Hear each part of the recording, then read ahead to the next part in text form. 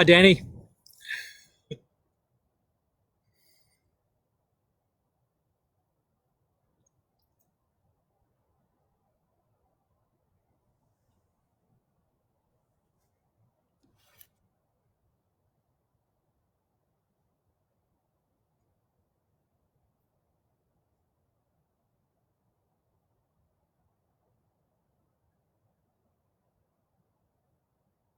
Hi, Sandra from Zurich. Can you guys hear me okay?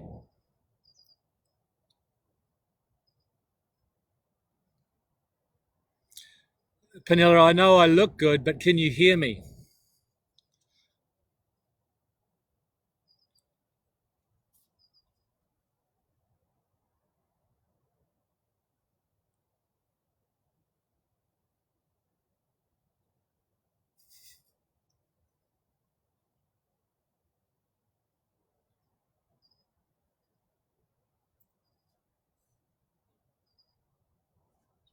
Thanks, Graham.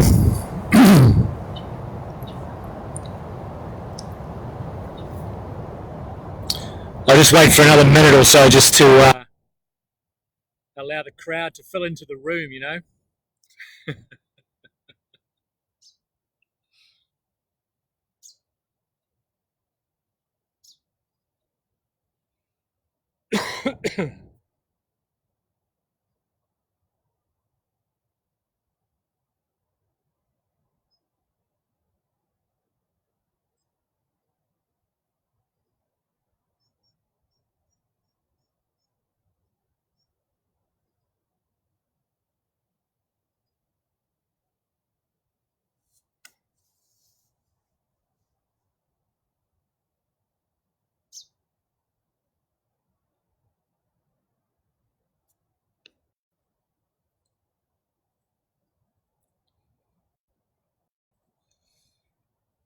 Okay, cool.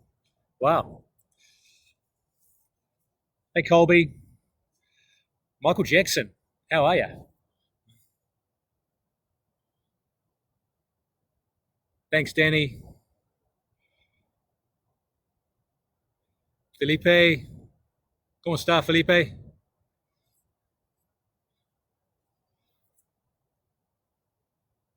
Hey, cool. Maybe we'll get the show on the road then. Kia ora, koutou. Morena. Uh, Welcome to Hokitika in New Zealand. It's 8 in the morning over here. I'm not sure where you are, but welcome from wherever you are. My name's Dave Ritchie, and I want to thank the Polar Tourism Guides Association for kicking this off, and especially Lauren Farmer, who's nursed me through my introduction to Facebook. I'm not allowed to have my own live streaming account on my own account because I haven't been a member for long enough. But here we are anyway. So I appear as my wife, Claire Cosson. That's because she's been on Facebook for a while and she's allowed to live stream. So that's that. Please don't send her a bunch of messages, even though she cares about me. She doesn't really care about polar guiding, or thematic interpretation. So don't send her a bunch of messages. Send it to the group. A bit about me first. Been doing this kind of stuff for a while. Contrary to Ewan and Sophie's rabid endorsement, thanks guys, I'm not a thematic interpretation guru, but I have been doing quite a bit of research in this space over the last year or so and have learned, I think, quite a bit. I've learned a bit, and I'm really, really happy to share what I've learned with you today. If you do have any questions, please post them up early because it makes it for a bit slightly more interactive kind of a thing. Sophie, I do have your question. That's a perler. Thanks very much. We'll see how we get on with that one. I'm not a really super experienced polar guide. I've done some, but I have been guiding and leading outdoors for a long time. I'm an assessment advisor with the PTGA, so I help with the kind of assessment process. I help with the RCC process. So if you're thinking about,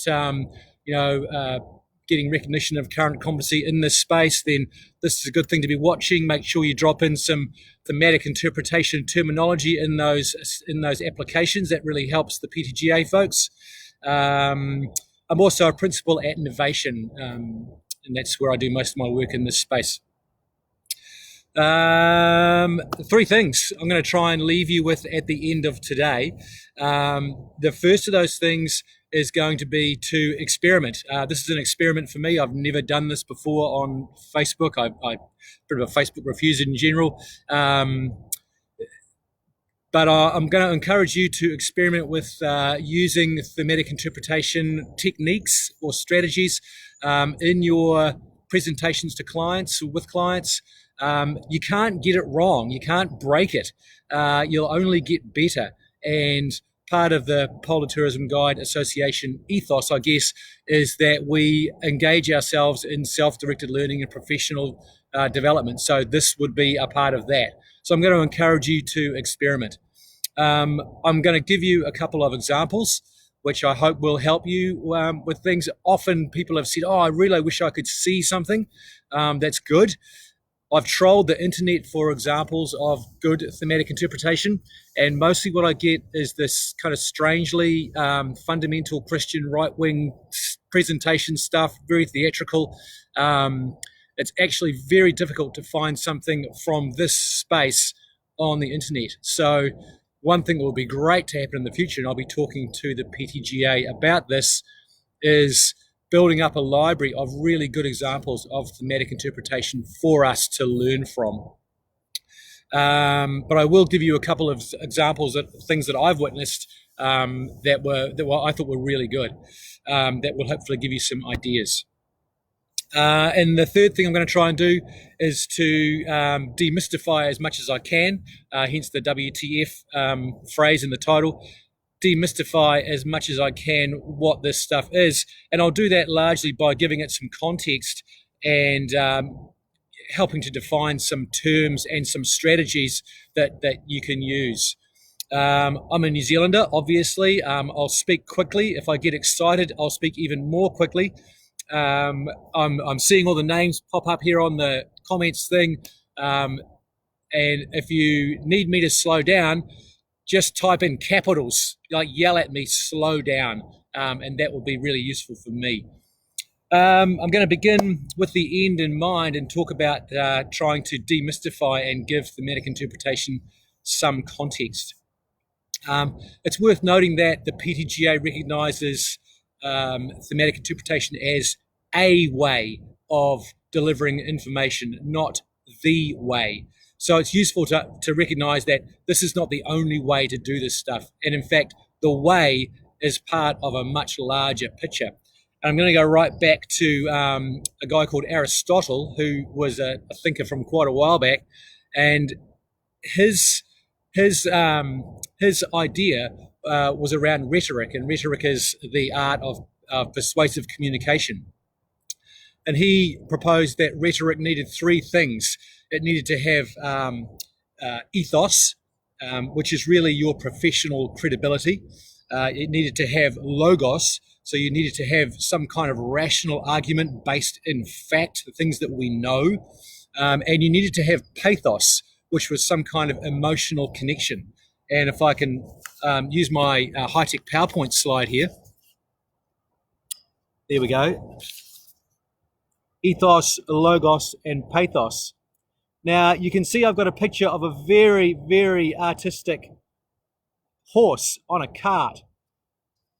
That is, in fact, a Trojan horse, and it's pretty much what thematic interpretation is. It's the Trojan horse of emotion, and it's how you can get into people's hearts and souls.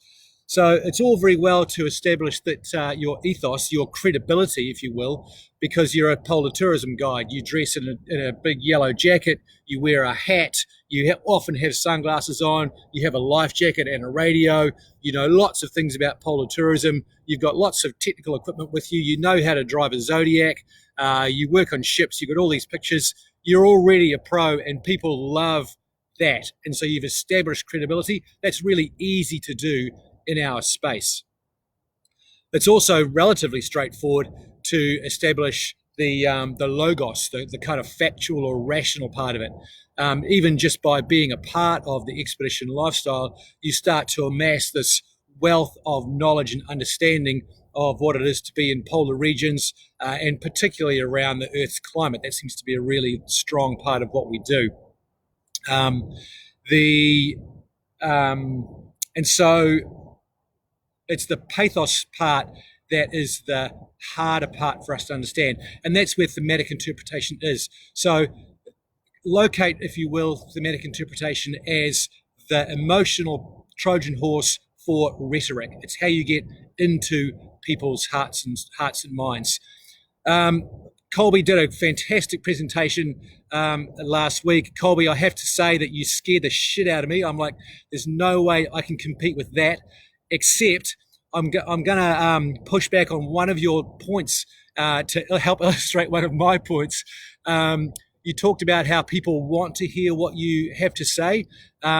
Yes and no. Many people who are on your expeditions are desperate to hear what you have to say. Totally agree. Some people probably don't care that much. I'm thinking about the man who perhaps paid for the trip with his mistress or girlfriend or wife, she's really into it, and he's maybe a little bit so-so. And, or the people who are there just because they want to tick off the seventh continent or say they've been to Antarctica. Maybe their motivations are not necessarily to hear everything about Antarctica or climate change or anything like that. Maybe their motivations are simply to get the pictures. So those people are people who are, maybe not quite as open to your stories as you might think they are or might like them to be. And those are the ones that actually can benefit from a bit of this kind of stuff. People tend to, and research says this, people tend to listen to or attend to the things that reinforce them as in their own self-concept. And so if you tell them something that is against that, then they tend to switch you off unless you've got into their emotions first. And so that's where pathos can really help us. And that's where thematic interpretation can start to really help us. So that's kind of, locating thematic interpretation in a larger picture, that larger picture of rhetoric or persuasive communication. I think one of the reasons why, and it's important to address the why, one of the reasons why the polar tourism guides are so interested in thematic interpretation as a methodology or as a strategy, it's because lots of the polar tourism industry talks about this idea of creating ambassadors and ambassadorship and wanting to affect change. And I don't think you'd have to go very far to find that every polar tourism guide, certainly that I've met so far, has a heart and soul, vested interest and desire, purpose to help educate people, change minds, make people aware. And I think that a sense of wanting to invoke or create change or to create ambassadorship is really the why we need to be better at the art of persuasive communication. Sam Ham, who is, he's that guy when it comes to thematic interpretation. I think it was in 2013, he did a study in Antarctic tourism about how well we do, we change people's minds. And in 2013, we had a ways to go, was his finding. So I think it's good that we're here doing this. So that's a bit about the why. Some stuff, some concrete stuff around thematic interpretation. Going to go back to my high-tech PowerPoint here. Let's start with the themes idea. This is the hardest part for most people to get their heads around, I find. So here we go. Slide 2. Themes.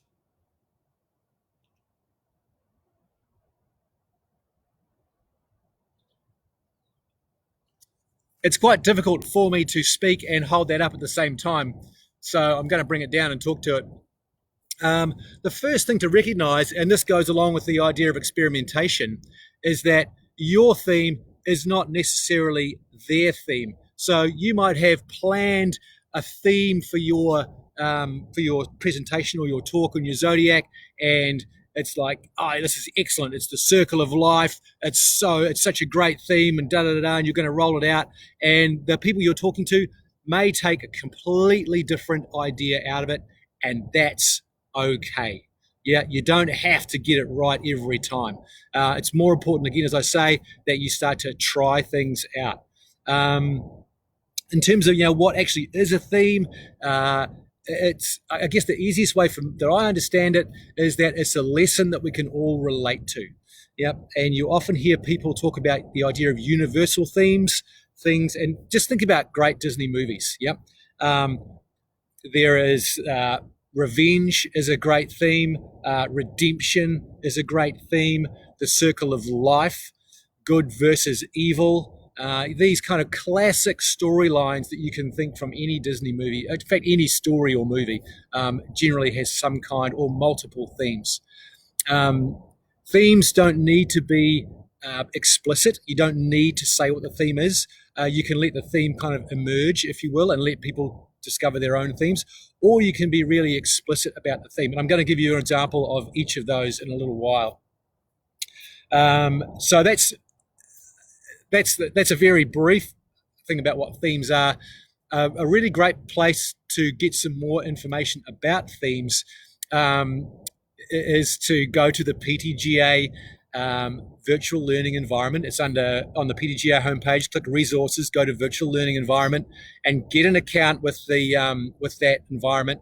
And then look at the thematic interpretation module. And there's a video in there from a guy called Darius, who's a Black American filmmaker, and it is hilarious, and it's the best description of themes that I've seen so far.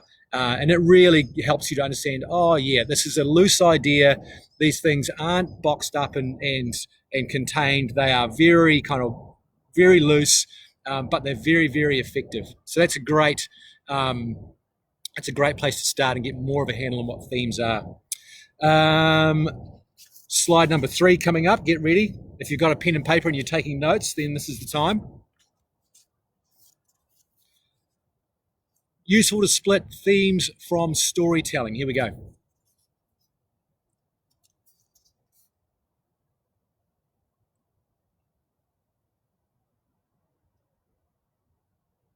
So I'm going to talk to the idea of the narrative arc, the idea of a new normal and change, and that's in terms of story stuff.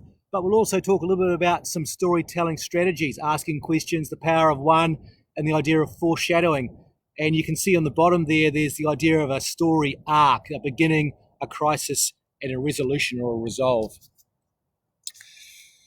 So you would have heard these ideas, possibly the idea of a story arc. All stories have a beginning, a middle, and an end. What the hell does that mean? That's what I've always thought. But what I've learned so far is that stories embody the idea of change, and that throughout a story there is change happening, and the story arc takes you from a beginning place and puts you in a new place, a new normal, if you were.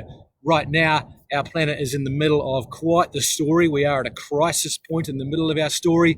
And when we go back to normal, it will be a new normal and things will be different. We're already seeing lots of that happening already. So that's the idea of a story and a story arc. The classic story arc is the hero's journey. And there's a bunch of information on the hero's journey in that PTGA module on the virtual learning environment. And the hero's arc is the idea that someone is introduced to you, and they might be quite an ordinary person.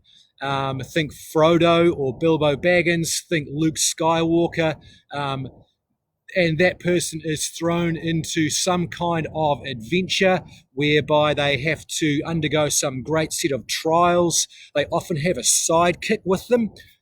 Think the donkey character from Shrek. Think Han Solo. They often have some kind of mentor. Think Yoda.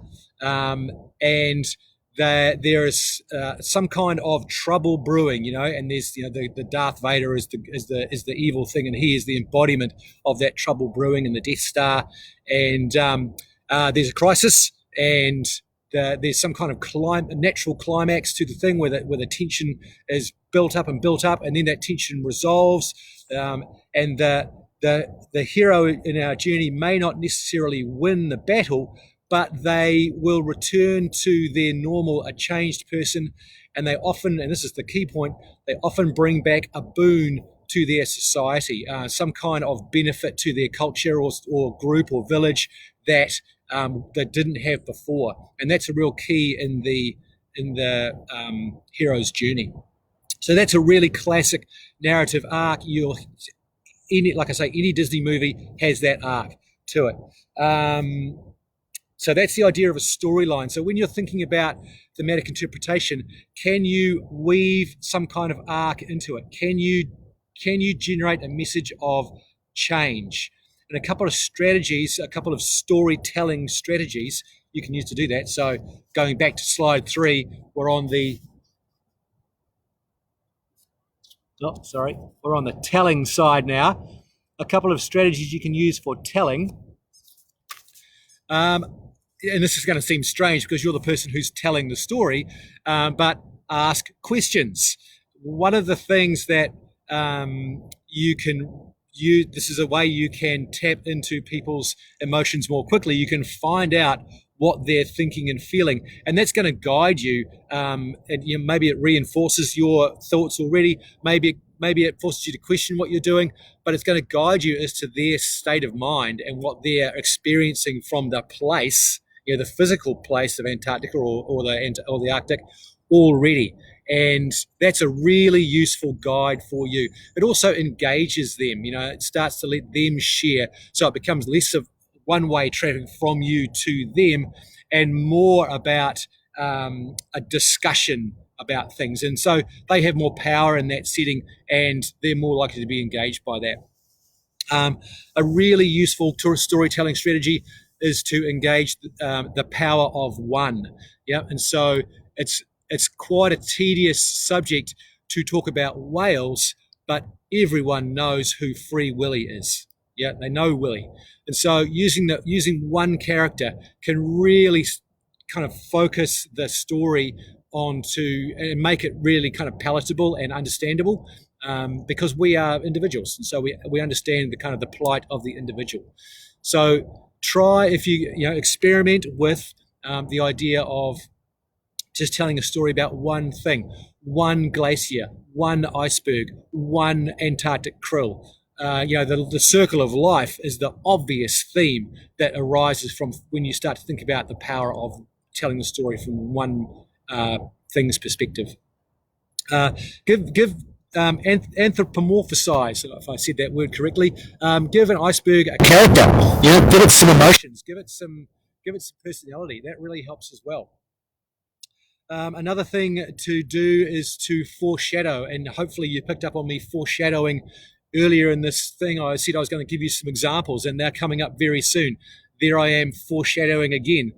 Foreshadowing helps to generate a sense of, good, this is coming up. I can't wait to hear that. What is that? It creates a sense of mystery and it draws people in, hopefully. Okay, so that's very quickly some storytelling strategies you can use. Moving right along, I think the next thing.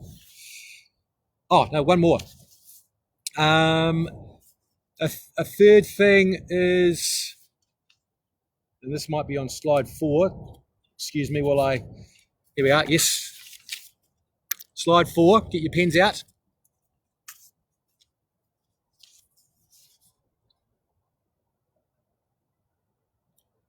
Think about what kind of perspective you are speaking to people from.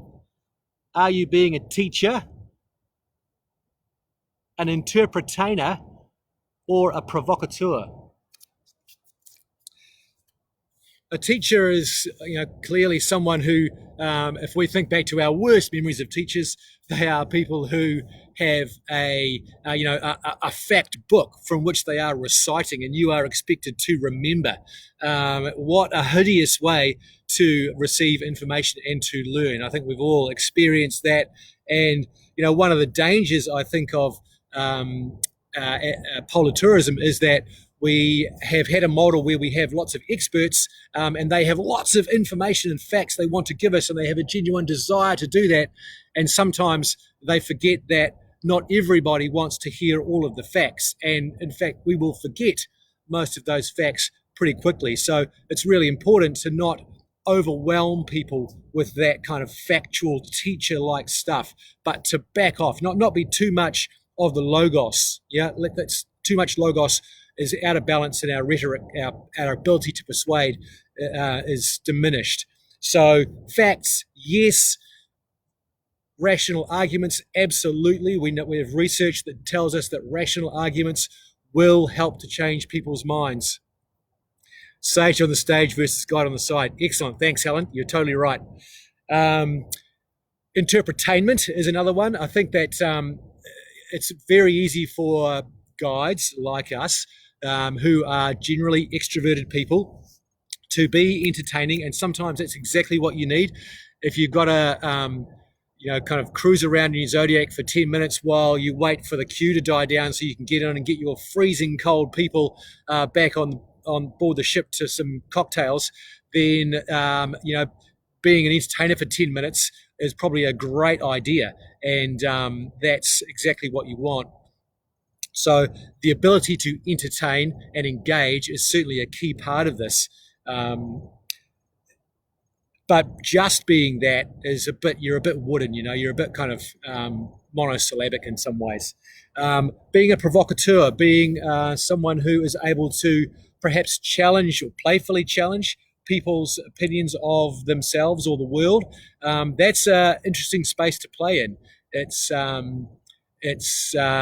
can be a bit risky sometimes because you are challenging people, and they didn't necessarily pay $20,000 to go on holiday and be challenged.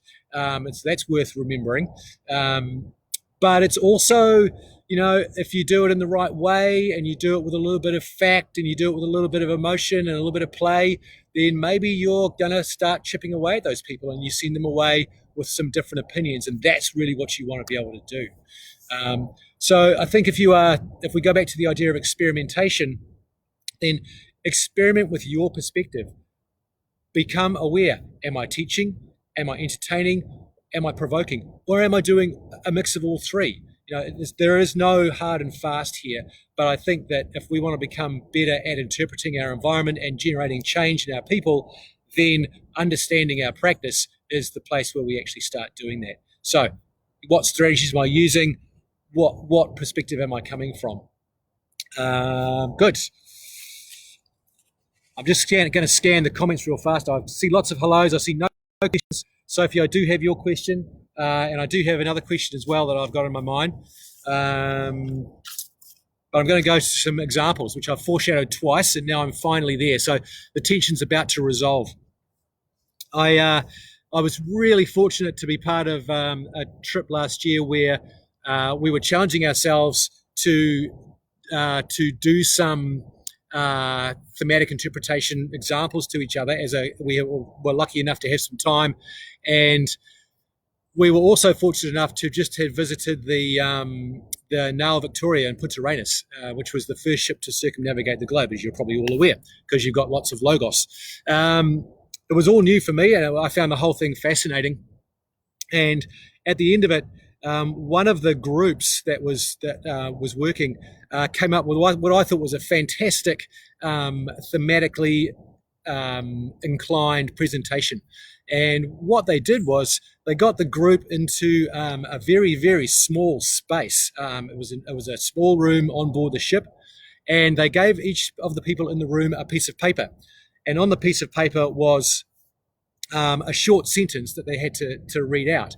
And as we went around the room, each piece of paper had the name of someone. So it was the name of one of the crew members of the Nao Victoria, and it described where they were from, what they did on board the ship, and what they died from.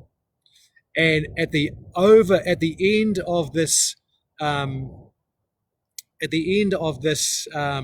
presentation, everyone in the room had got a sense of how unbelievably difficult that voyage must have been because of the sheer number of people in the room that had died of some kind of strange malady, whether they were killed in the battle, whether they were just died of scurvy or fell overboard or were hit by some flying piece of wood on the boat. It was just devastating. And the sense of being cooped up in the room gave a real sense, because we'd just been on board the ship and knew how small the ship actually was, and even that in itself was amazing. We got a sense of like how cramped and difficult conditions on board the ship must have been, because we have our own personal space, and we like to keep that, and to be cooped up and be made to feel slightly uncomfortable with that was a really great tap into our emotions, and made us hyper aware, or made me hyper aware.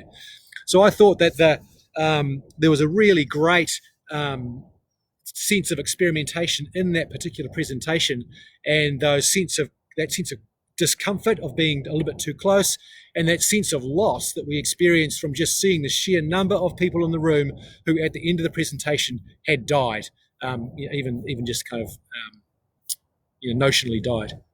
So that was a really great, I felt a really great example. And there wasn't much in the way of actual information giving. There was some stuff that there was a couple of questions asked and a little bit of information given, but mostly it was about the sense of loss. And it was really, that was a great example. The second example I want to give, I'm just reading some comments. Yeah, we'll make the slides available, of course. This whole thing will be recorded and you can watch it again and again and again. Oh, yes, that'll be great. Another example I'm going to give is actually an example for me. It was me trying to do my absolute best with thematic interpretation. I was sitting my presentation PTGA assessment at the time, which was really a really good process. I got some great feedback from that. And so what I tried to do was, the group of guides I was working with at the time, we had collectively decided that we were working with the idea of everything is connected. And so I wanted to use that everything is connected theme, like 6 degrees of separation. We can all relate to that. I wanted to use that as a theme, but I didn't want to be explicit with that theme. I wanted it to be implicit. And so I wanted to let it kind of emerge. And I wanted to use the hero's journey because it's such a well-known theme, and I thought that was a pretty safe bet for me. So I thought, well, okay, Antarctic heroism, that's an easy subject for sure. Let's think about a really classic story. I'm trying to make it easy for myself. I'm being assessed after all, so I want to set myself up for success. Let's use the story of Scott versus Amundsen, and so I did. So I have 2 heroes and some great heroic stories, both with natural kind of story arcs to them. I was able to really enjoyed the research in researching both trips, looking for the climax, and realized that the stories were a little bit different in many ways, but they both had natural climaxes, and they were both quite different in the way they played out. So that was really nice to be able to tell both stories in parallel, but not have them be totally the same. I wanted to be provocative, so I decided I was going to speak from the perspective of someone being provocative. And so I took what I thought to be the more normal perspective, which would be that, Scott was the tragic guy and Amundsen was the hero because he got there first.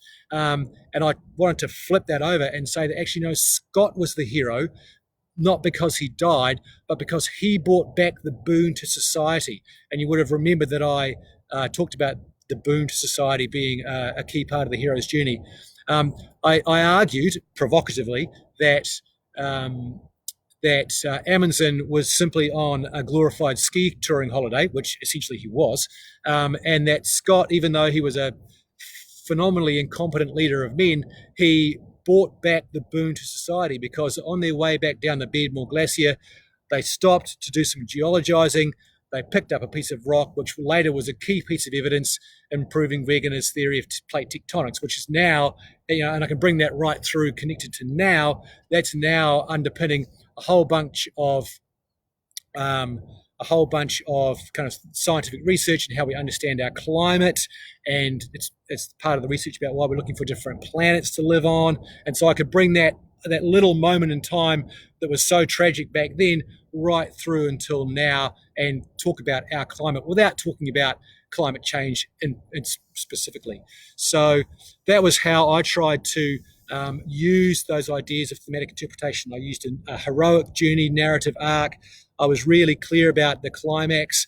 I used the idea of being a provocateur. I didn't shower people with facts so much, although interestingly, people asked questions about that at the end. They asked a lot of questions. It was great. Yeah, so there's another example of thematic interpretation, experimenting with it. Cool. Let's see some comments. Scott got more famous. Yeah, maybe. Yeah. Danny was trying to be fun. It's hard on comments to be fun. It's good that people are enjoying the slides. I like that. I'm gonna summarize my stuff, and then I'm gonna address the couple of questions that I got after that. Now, if there are any more questions, please punt them up on screen. So, in summary, here we go. Where are we? Here we go. Experiment. Get some feedback on your stuff. Be self-directed in your learning. Use the tools consciously. Use those tools of the narrative arc, the idea that a story is about change of some kind. Use the idea of perspective, so speak from a perspective and use that as part of your structure. Use the power of one in your storytelling.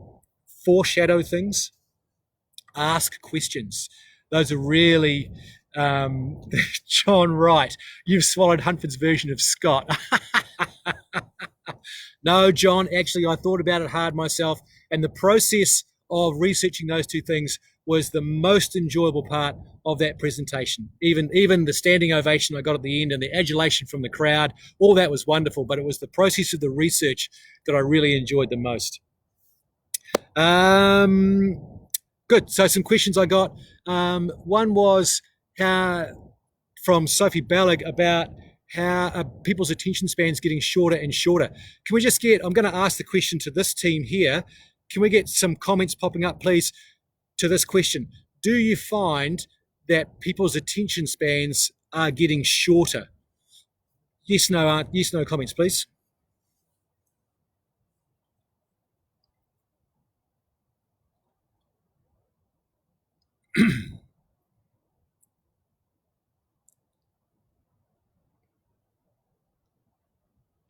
This is where you have to write comments, folks. Oh my God, I've been going for 40 minutes.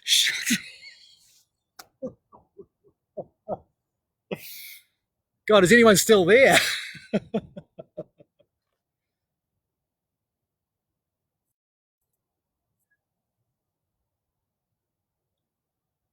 Oh, thanks, team. Too many phones. Ben Jackson, you cannot sit on the fence on this one and just say, it depends. That's lame, bro. Come on. Michael Jackson, maybe. Younger people, yep. It's okay. Keep going. Thanks, Lauren. Someone's still here. That's good. Where's your watch? I'm not wearing one, Veronica.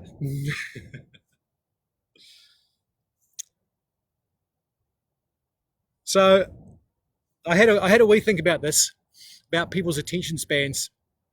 And I guess my observation would be that, yeah, I think people, I see it expressed in certain cultures. They're information hungry. If I, early and late in the trip, I find attention spans shorter when they're close to the reality. Middle of the, oof. Right, okay, cool, good observation. Distractions and overall engagement in the trip. Yep, okay, cool, good. So I think that this is actually a great question because it goes to the heart of our desire to want to generate change and to affect some kind of change in the way people think, and depends on the group.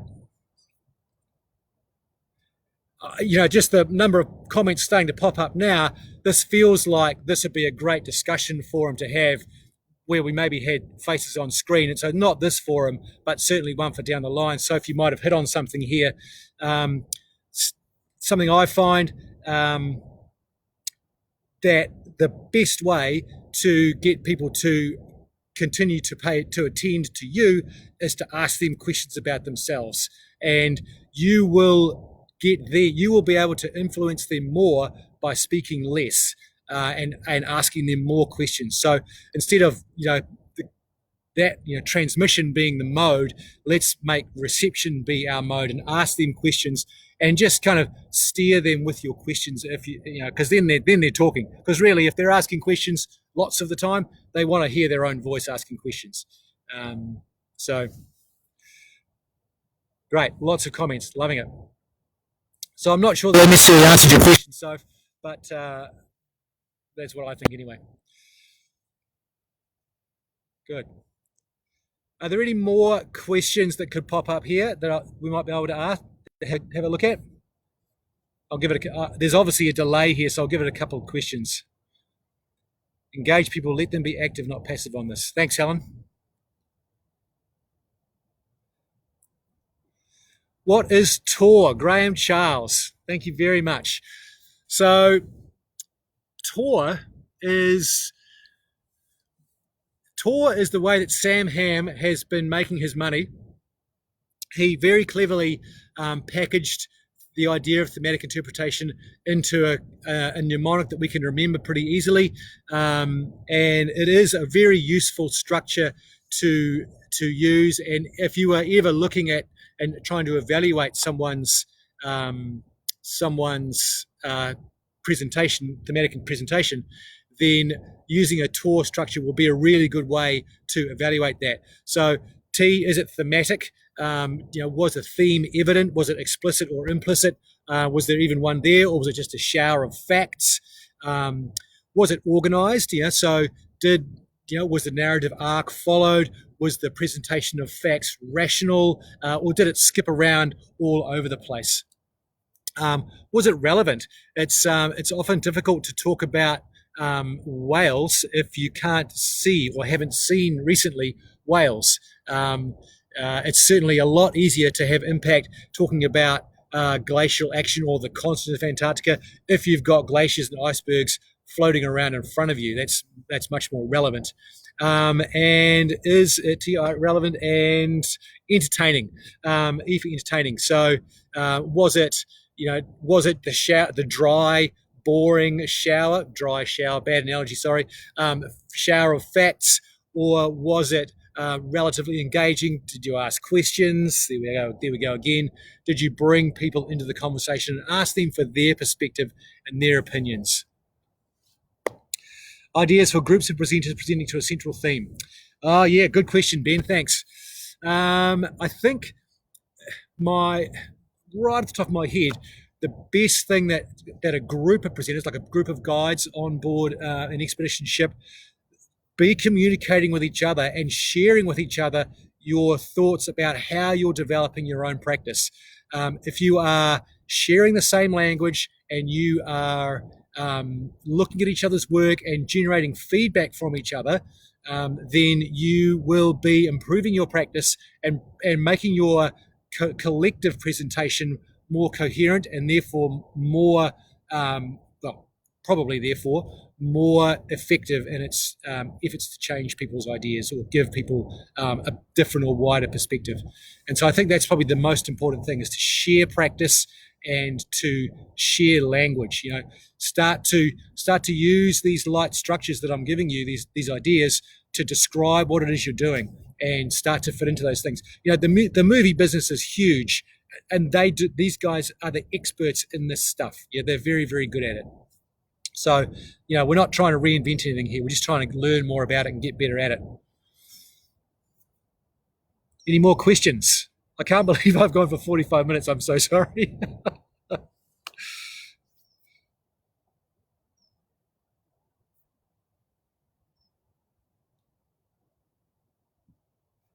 Cool. Okay, I might wrap it up there, folks. 45 minutes is an appropriate time for a classroom session. Hey, thank you so much, PTGA, for setting this up. Lauren, thanks for your help over the last couple of days. It's been great. Thanks to the folks who fronted up. I'm really stoked to have seen people in there. and I hope that you have found some value in this. And just finally, thoughts going out to folks on the Greg Mortimer who are probably experiencing a bit of a shit show right now. Bye from Hokitika.